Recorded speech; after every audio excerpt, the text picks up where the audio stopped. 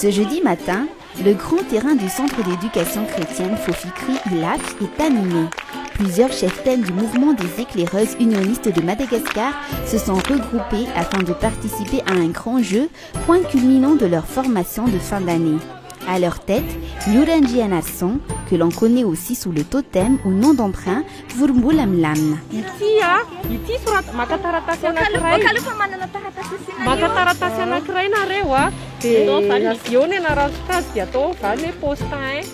Cette trentenaire qui donne des consignes toujours avec le sourire est la nouvelle commissaire générale des éclaireuses unionistes de Madagascar.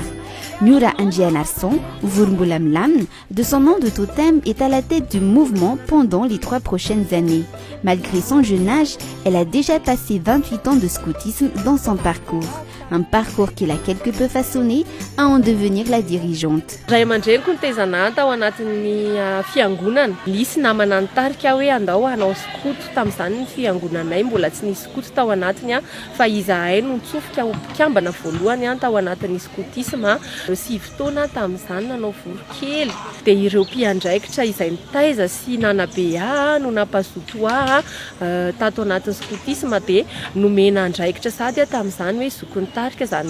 Chef de groupe de rehefa mpiazina tamin'izay fotoan'izay ny lehibe niakatra tao amin'ny hoe mpanazavana sampana maitso dia mbola tao anatin'ilay hoe lohatsokady zany hoe mpitarika zany mitarika andreo namana tao anatin'ny sokady izay nisy Nura Anjianarson peut être considérée comme la bonne personne à la bonne place. Ayant suivi des études en gestion, finance et management, elle est aussi gestionnaire et team leader dans sa vie professionnelle. Depuis sa plus tendre enfance, elle a toujours voulu endosser le rôle de leader, que ce soit dans sa vie professionnelle ou dans le mouvement scout. Ny ankizy manana nofinofy sady tezainy zahay hoe anana nofinofy tamin'izany fotoan'izany. Rehefa vorokely dia mieritreritra hoe oviana any mba ho tonga cheftaine. Rehefa tonga eo amin'ileo cheftaine indray dia mahita ny flou satria ny flou indray no mitarika ny mpiandraikitra dia hoe oviana indray any mba lasa ho flou ho lasa flou nasionaly mitovy andreo zoky teo aloha. Zany zavatra izany nefa miankina amin'ny fitantanan'Andriamanitra. Pour Miura Anjianarson, qui a tout reçu du mouvement scout, être aujourd'hui à la tête des éclaireuses lui permet de partager tout ce qu'elle a reçu. Une de ses fiertés, la réussite de ses protégés. Ny tena hoe nahatonga nandray an'ity andraikitra flou national ity dia ny faniriako hoe hanampy andreo ankizivavy zatovavy manerana ny Madagasikara. Ny hafaliako dia ny mahita andreo beazina na ankizivavy izay mivoatra rehefa beazina atao amin'ny fikambanana dia manampy an'izy ireo mba hananan'izy ireo tanjona ary koa mba hatafitan'izy ireo tsy hoe amin'ny fianarana ihany fa ny hananany hitrandran'ny talenta reny talenta reny matetika no mety hoe lasa tena hoe fiainana andavanandro ny fitadiavam-bolan'ny andavanandro. Dia ny zavatra tena fifaliako dia ny fananana andreo hoe ankizivavy zatovavy tafita amin'ny fiainana. Et les défis sont nombreux pour les jeunes femmes actuellement. Des défis auxquels le mouvement scout unioniste veut répondre, que ce soit la pauvreté, les diverses tentations, l'échec scolaire et même la malnutrition.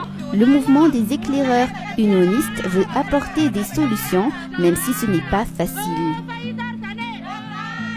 Tsy mora ny mitaiza tanora, tsy mora ny mitaiza ny ankizivavy sy ny zazavavy satria efa mirogopo zao ny teknôlôjia dia matetika ny tanora tsy ny zazavavy ihany fa na ny tanora zazalahy na ny zazavavy dia mirona bebe kokoa manandrak'andrana andreo zavatra isan-karazandreo dia izay hoe ny fomba iorientena na hoe ny fomba ahafahana ny mpikambana mba hoe anana an'izay fitaizana izay hoe mampanazavana mahatanora dia izao ny lalana tokony izorako. Sarotsarotra tokoa izay zavatra izay satria indrindrandrindra ho an'ny tanora miala sakana ny manandrak'andrana mety hoe misy ny manandrak'andrana zava-mahadomelona, misy ihany koa manandrak'andrana manao sipa na misy ihany koa ny mety hoe tsy mazoto amin'ny fianarana dia misy zany ireo paikady ahafahana hoe manabe ny tanora mba handeha amin'ny lalana tokony izorana izy ireo.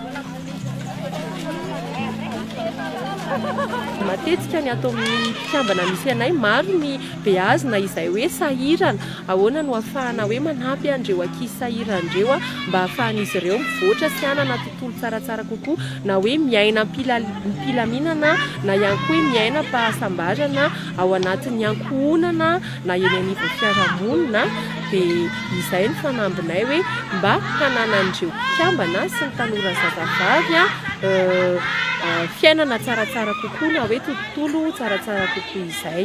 Vurmbula Mlam prend ses tâches à cœur, être l'exemple et le premier enseignement. Lors des activités et diverses formations, elle n'hésite pas à se mélanger, partager et s'engager. Un engagement de toujours loué par ses collègues acquis à son engagement.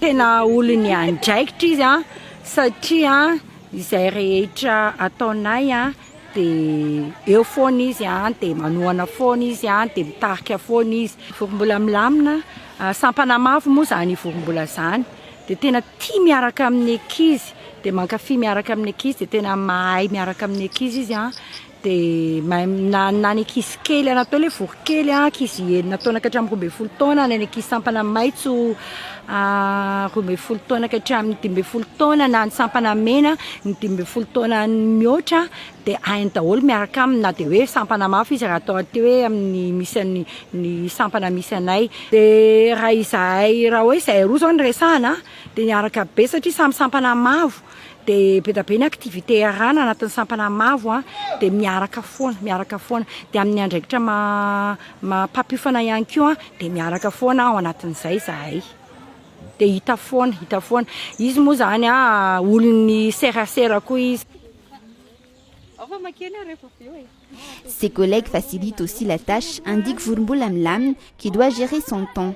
Être à la tête de façon bénévole à une association d'envergure nationale n'est pas aisé quand à côté, il y a la vie professionnelle et familiale.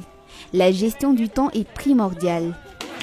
Raha hoe amin'ny mahafilo nasionaly ny tenako dia tsy ho vitako za samy rery zany rehetrarehetra zany fa misy ireo ekipa mpiara-miasa izay miasa tsitrapo ihany koa ato anatin'ny fikambanana manana 420 ora ao anatin'indray andro raha ny tokony ho izy hoe ny 7 ora iasana ny 7 ora ho an'ny fianakaviana ny 7 ora ho an'ny fatoriana fa ho ana manokana misy ny atao hoe ny 9 ora ezahantsika ho an'ny fatoriana ny 9 ora ho an'ny fikambanana ny 9 ora ho an'ny fianakaviana ny 9 ora iasana zany hoe mila mahay tsara mandamina ny fotoana ary ny fahaizako mandamina fotoana dia tato amin'ny mpanazava ny anarako azy.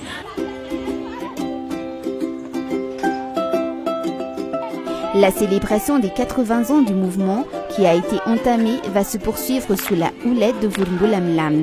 L'association compte aussi installer prochainement une branche en France, en plus de diverses autres activités. Sous la direction de Vurmbula Mlam, le mouvement des éclaireuses unionistes est prêt à briller de 1000 couleurs.